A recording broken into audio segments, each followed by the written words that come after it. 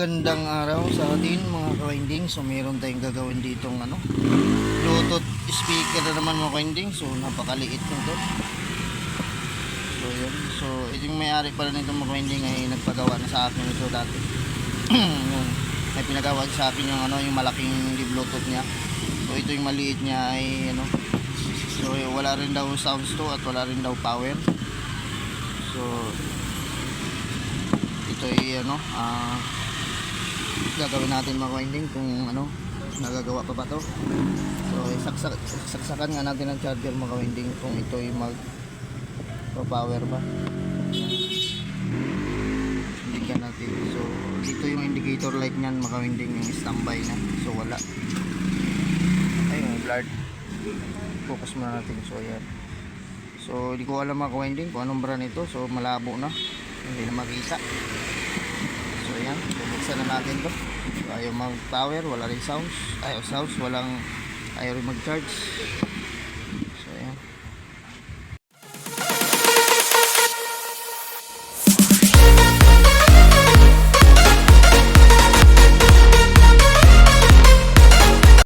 Mga ka-winding, nabuksan na natin. So ayan, ang dumi, napakaalikabok nito.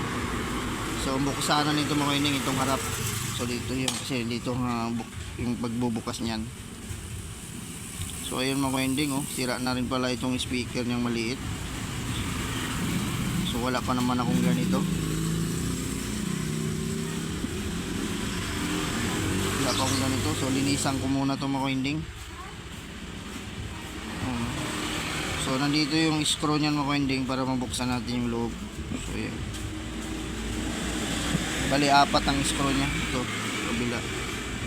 So ayan. So linisan ko muna. Mga ka-winding, nabuksan ko na yung kanyang likuran. So natanggal ko na yung kanyang cover. So ito yung battery niya. So maliit lang din. So yun mga ka-winding ay madumi. So daming mga amag-amag. So i-brush ko muna mga ka-winding. So linisan natin. So ito yung kanyang mga pindutan. So ayan. So ayan. So yun mga ka-winding ay linisan ko muna. Tapos ayan, linisan muna natin tapos bago natin i-testing. So ayun ang mga ka-winding ay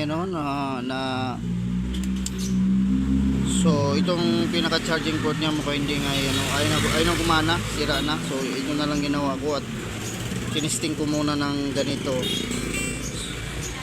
So ano ba yun?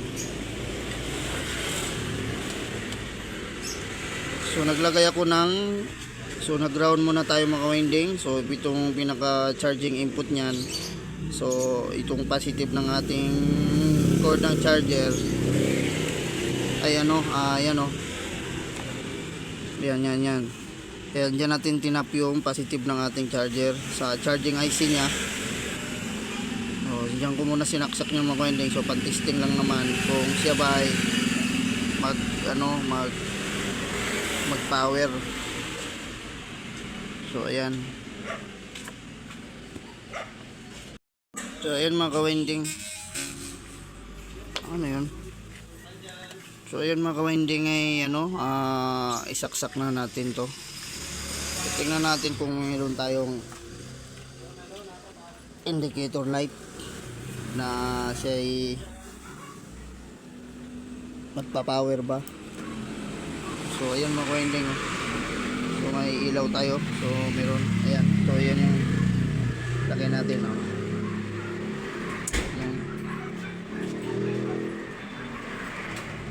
So dyan tayo nag-tap mga ka-winding. So maliit lang itong speaker niya mga ka-winding. So ngayon mga ka-winding ay natin. So ipindutin natin yung pinaka Bluetooth para kung siya ba mag-connect ng Bluetooth.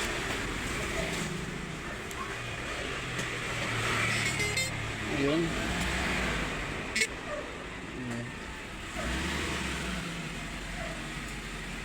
Buhayin natin uli.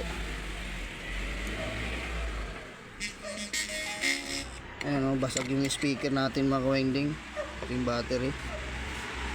So tingnan natin dito sa cellphone kung siya yung nag-connect. So hanapin muna natin yung kanyang pangalan. Pangalan ito. So ayan, nakakunik na tayo. Nakakunik na tayo ng Bluetooth. So tingnan natin kung siya itutunog.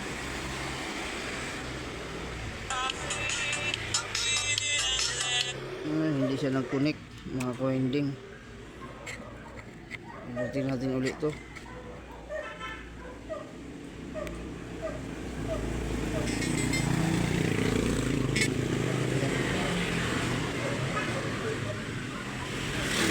Ang pangalan pala nito mga ka-winding ay K3. K3. Sabihin ng K3 na yun. Tingnan natin kung siya itutunog. Ayun. Ayan.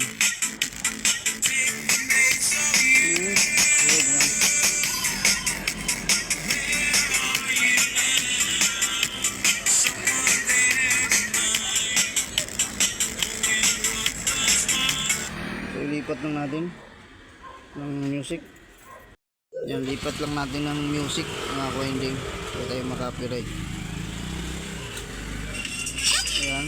Oh, ba't may siyape?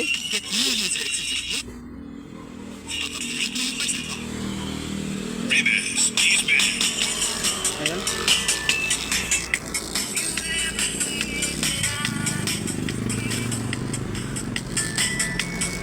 Ayan.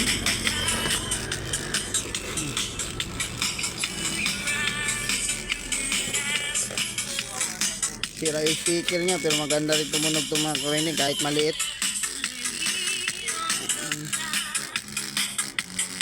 So ayun mga ka-winding, so hanggang dito na lang tayo mga ka-winding. Kung bago lang po kayo sa aking channel, so please subscribe at papindot ang notification pin para updated kayo pag may bago tayong video. So ito mga ka-winding ay itong kanyang pinaka charging port. So pwedeng palitan natin, gagawa tayo dito, or itong wire na lang ang paipitin. So pwede naman yun. So depende kung, pero tanongin muna natin may-ari. So pero okay na ito mga ka-winding. So hanggang dito na lang tayo. So bye bye na po.